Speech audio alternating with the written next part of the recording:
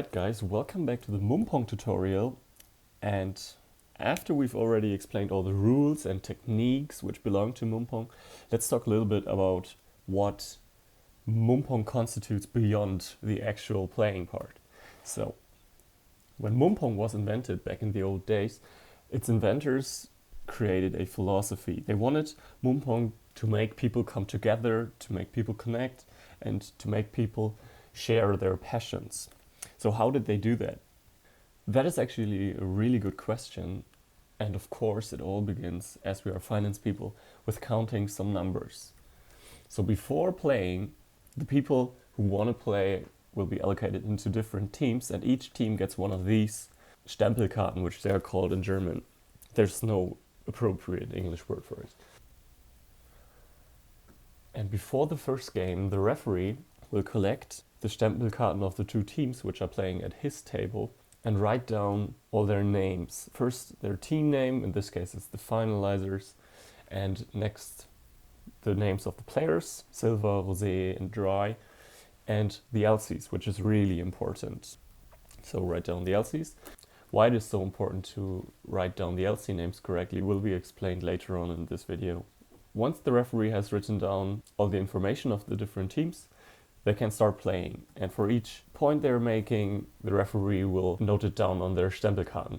After the first game is done, the teams will take their Stempelkarten to the next table, and at the second table the referee will collect the Stempelkarten again and note down the points which the players are generating. So for game 3 and 4, it is the same procedure. And after the last game is played, all the Stempelkarten will be collected in order to find the best or the most successful players. These players will then get the honor to compete again in a finale, after which the winning team of the finale will receive a badge or any other form of a prize or recognition. And after the finale is done, the front end part of the mummpong tournament is also done. And this is where the back end part of the mummpong tournament begins. The back end part means that all the points which the player scores for an LC on an official ISAC conference will be collected and counted and then written down in a special table. The table will look like this. So on the left hand side you have all the LCs, and on the right hand side of the table you have all the regions. On the left hand side, all the points which you score during an official mummpong tournament will be counted, and so we have a steady overview of which LC is the most successful. So conference after conference after conference, the table will be updated and we will find out which LC is the most successful. And after the second national conference, which is the NATCO, we'll have a winner's ceremony on which outstanding effort and outstanding mummpong success will be honored. The first category we'll reward is best LCs. Probably we'll reward the first 10 LCs on NATCO. The second category will be best region. And by honoring in these two categories, we can make visible the contribution every member, NUI, VP or whatever has had during the mummpong season.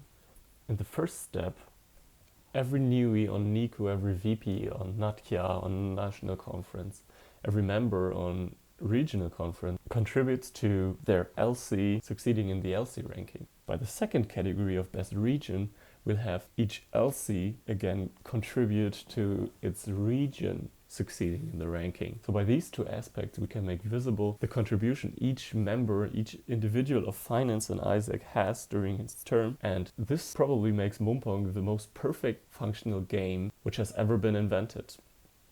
So I hope we see us in reality on the next mummpong tournament, and until then, thanks for watching and have a nice rest of the day.